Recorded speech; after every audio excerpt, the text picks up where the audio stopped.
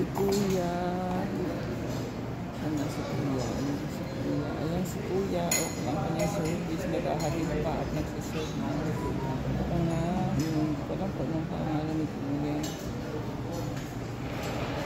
Ang pangalan ni Kuya. Wala siyang nilitangin.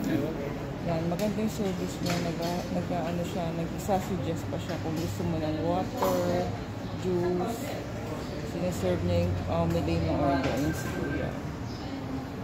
Thank you for your good service, Kuya.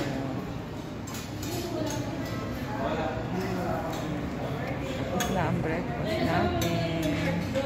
Nagustuhan naman ni Papsi ang kanyang breakfast. Ayan si Kuya. Good service siya. Yung vegetable, hindi pala siya chop suey. Parang creamy vegetable. Kasi parang quite creamy na kanila. Or nested. Stay safe.